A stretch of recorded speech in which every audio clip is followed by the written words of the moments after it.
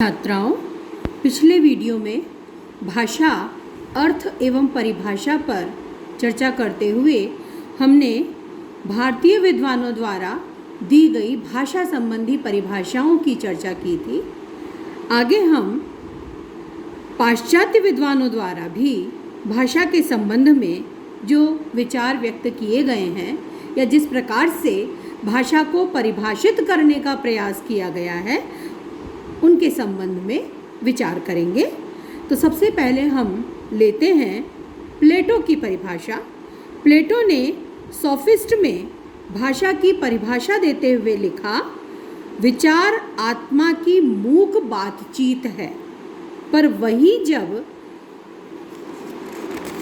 ध्वन्यात्मक होकर होठों पर प्रकट होती है तो उसे भाषा की संज्ञा देते हैं। इसी प्रकार से ब्लॉक तथा ट्रेगर कहते हैं आउटलाइन ऑफ लिंग्विस्टिक एनालिसिस में ब्लॉक एंड ट्रेगर कहते हैं भाषा व्यक्त ध्वनि चिन्हों की उस पद्धति को कहते हैं जिनके माध्यम से समाज समूह परस्पर व्यवहार करते हैं। तो हम आगे चलकर ध्यान से देखिए इन परिभाषाओं को, सबकी बातें लगभग मिलती जुलती हैं। ध्वनि चिन्ह है जिनके माध्यम से अभिव्यक्त होते हैं, प्रकट होते हैं, समाज से जुड़ी हुई ये बहुत सारी बातें हैं जिनका हम आगे विश्लेषण करेंगे। इसी प्रकार से डॉक्टर जोवांद्री येज लिखते हैं भाषा इतिहास की भाषा वैज्ञानिक भूमिका। उनकी पुस्तक का नाम है भाषा इतिहास की भाषा वैज्ञानिक भूमिका। उसमें वे कहते हैं भाषा की सबसे साधारण परिभाषा यह हो सकती है कि वह चिन्हों का एक वृत्त चक्र है। चिन्ह से यहाँ अभिप्राय उन सब प्रकार के प्रतीकों से है जो मनुष्य में संभाषण को संभव बना सके। तो यहाँ भी ये मानव में परस्पर संभाषण का बातचीत का जरिया है। Henry sweet the history of language में कहते हैं अर्थात जिन व्यक्त ध्वनियों द्वारा विचारों की अभिव्यक्ति होती है उसे भाषा कहते हैं।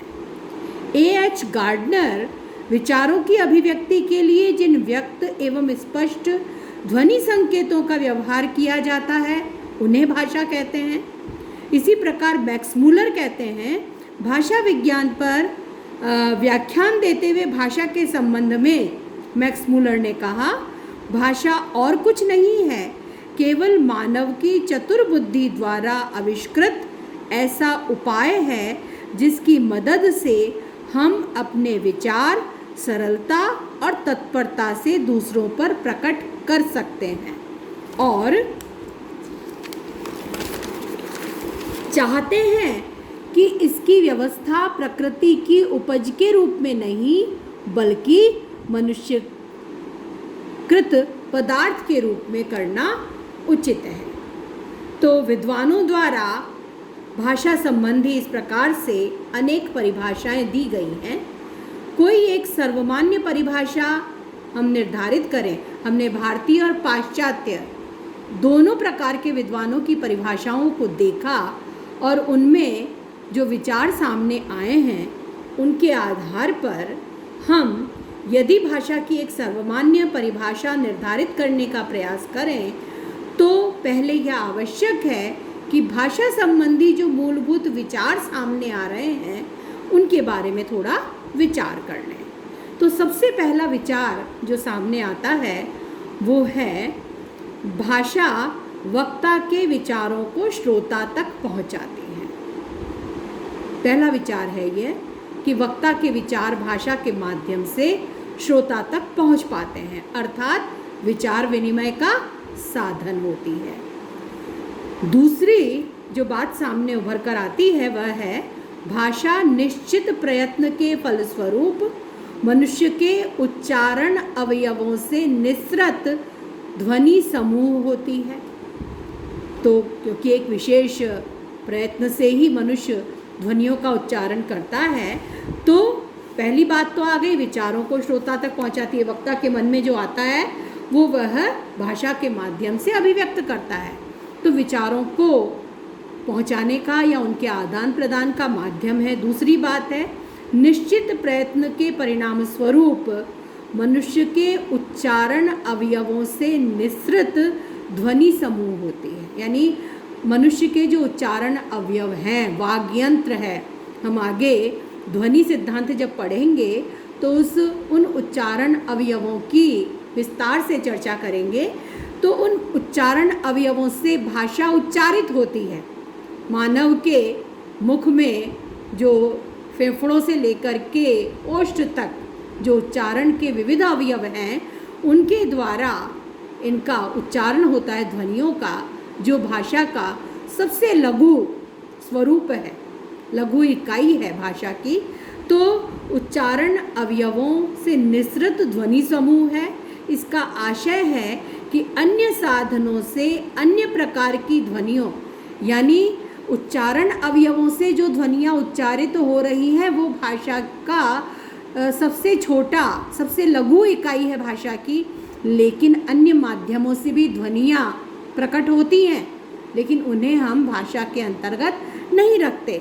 जैसे और दूसरे माध्यम जिनके द्वारा ध्वनि प्रकट होती है, अन्य साधन, जैसे चुटकी बजाना, ताली बजाना आदि, इनके द्वारा भी विचार विनिमय हो सकता है, ऐसा नहीं है। आपको ध्यान होगा, आपने सिनेमाओं आदि में देखा होगा, वैसे अनुभव शायद इसका नहीं रहा होगा।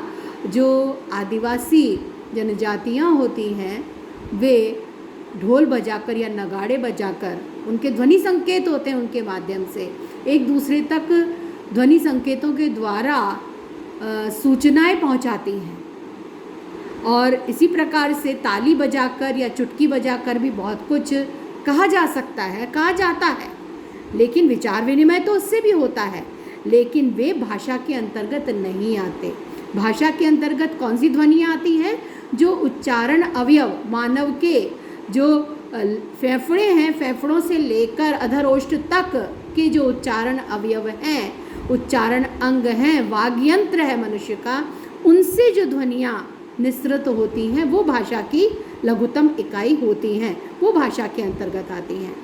तीसरा है भाषा में प्रयुक्त ध्वनि समूह या शब्द।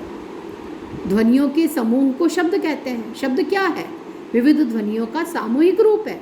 तो भाषा में जो ध्वनि समूह या शब्द प्रकट हो रहे हैं, जो कि सार्थक होते हैं, अर्थवान शब्द होते हैं, वो उन्हीं का अध्ययन हम उसके अंतर्गत करते हैं। तो सार्थक तो होते हैं, लेकिन उनका भावों या विचारों से कोई सहजात संबंध नहीं होता। यह संबंध कैसा होता है? यादृच्छिक होता है, माना हुआ होता है। हम ये नहीं कह सकते कि ये स्वाभाविक संबंध है। उदाहरण से इस बात को हम और अच्छी तरह समझ सकेंगे। यह संबंध यादृच्छिक या माना हुआ होता है, इसीलिए भाषा में यादृच्छिक ध्वनि प्रतीक होते हैं। ये सारी व्यवस्था है, ये मानी हुई है। इसका आशय है किसी ध्वनि समूह या शब्द का जो अर्थ है वह यूं ही बिना किसी तर्क, नियम या कारण के मान लिया गया है। वो माना हुआ है, वो स्वाभाविक नहीं है। यदि यह संबंध सहजात, तर्कपूर्ण, स्वाभाविक या नियमित होता तो सभी भाषाएं समान होती।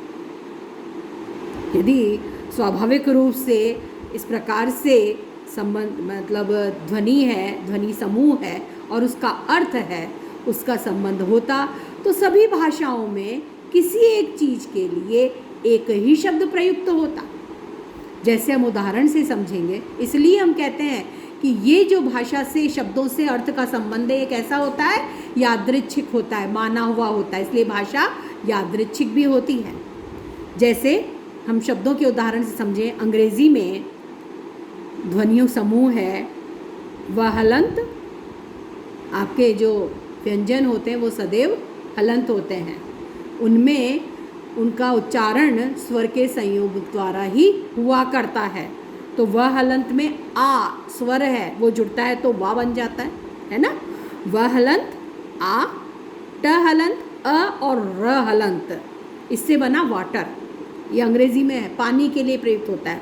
और हिंदी में प हलंत आ, न हलंत और ई, पानी।